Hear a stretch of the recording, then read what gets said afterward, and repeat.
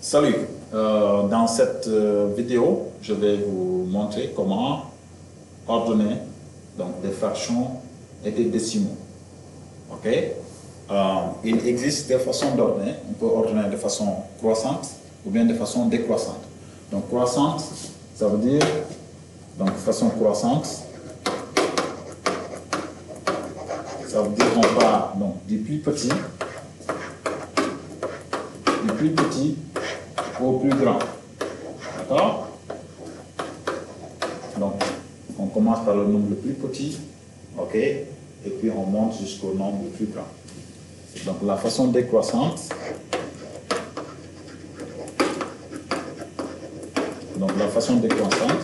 on commence par le nombre le plus grand et on descend jusqu'au nombre le plus petit. Ok?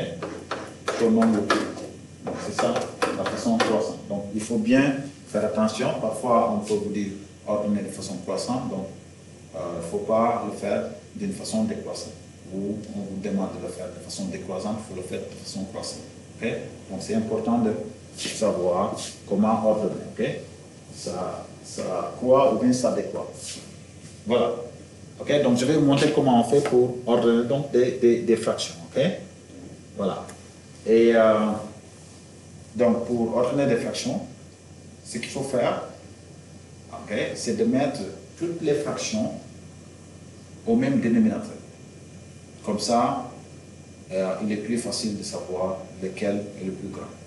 Parce que si vous avez donc deux fractions qui ont le même dénominateur, par exemple 5 sur 12 et 8 sur 12, je peux dire que cette fraction-là est plus grande que celle-là parce que celle-là, elle a beaucoup plus de parties que celle-là. D'accord? Donc là, le numérateur est 8, là, le numérateur est 5. Donc, et puis, les deux ont le même dénominateur. Donc, celui qui a le numérateur le plus grand est la fraction la plus grande. OK? Voilà. Donc il est donc facile si toutes les fractions ont le même dénominateur, de savoir laquelle est la plus grande. OK? Donc, c'est ce qu'on va faire ici. OK? Donc, je vais mettre toutes ces fractions-là. Je vais donc faire cet exemple en mettant toutes ces fractions au même dénominateur. OK? Donc, allons-y. OK. Donc, là, j'ai 3 quarts. Donc, là, 3 quarts. Pour l'instant, j'ai un 4 ici.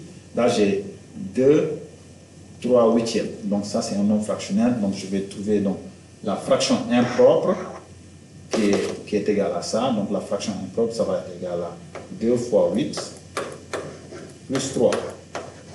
Et puis, le tout divisé par 8. Et ça, ça va me donner 2 fois 8, c'est 16, plus 3, ça va me donner 19.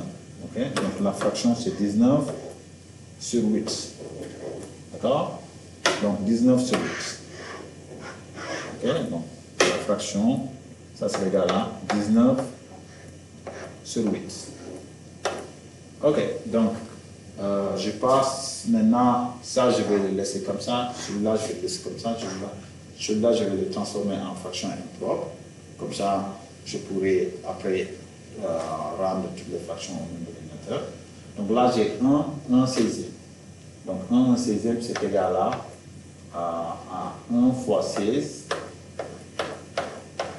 plus 1 et le tout divisé par 16.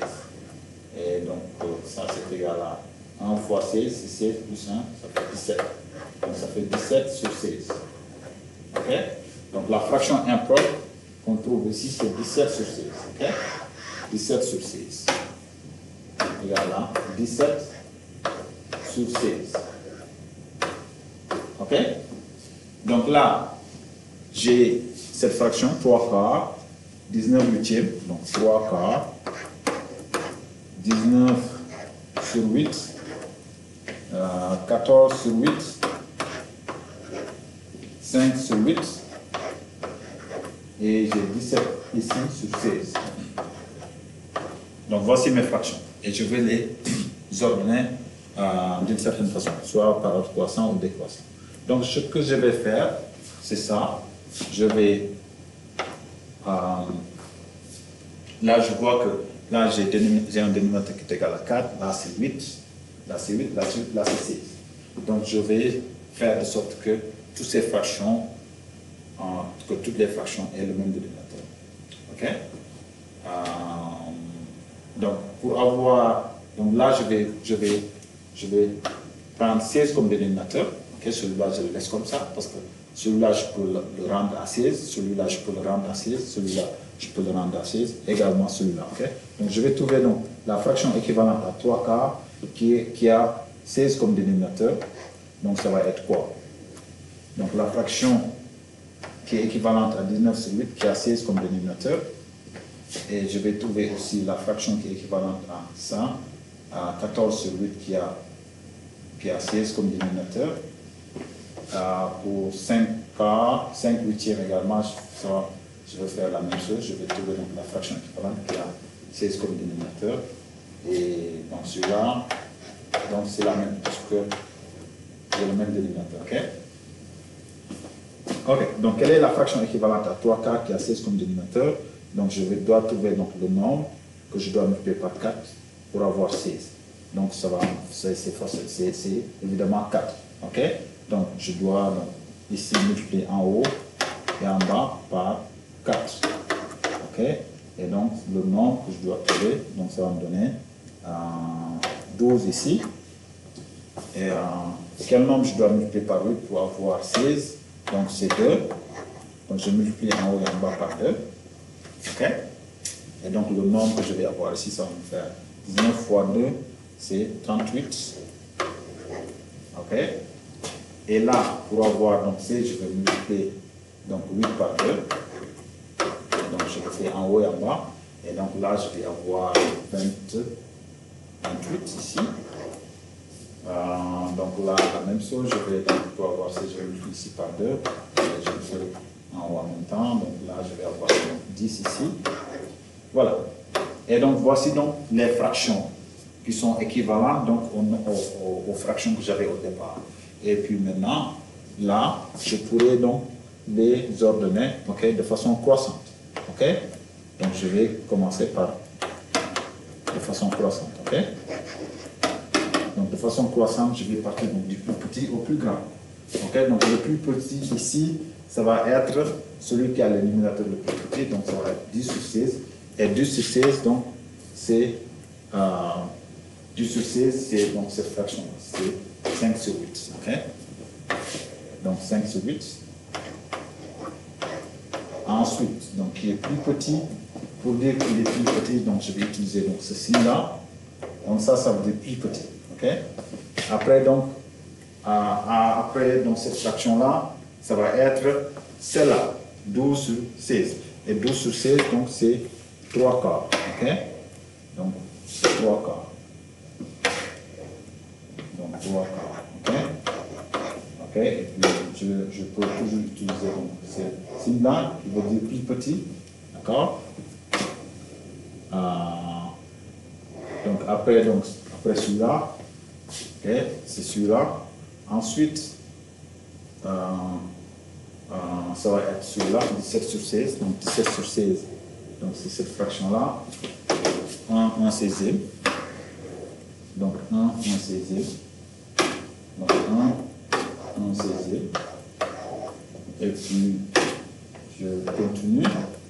Donc, après, donc 17, donc je vais à 28. Donc, 28 sur 16. Et 28 sur 16, c'est 2 3 huitièmes. Donc, c'est 2 3 huitièmes. Et puis, enfin, le dernier. OK? Enfin, le dernier. Et puis, le dernier, c'est donc 38 sur 16 qui est égal à...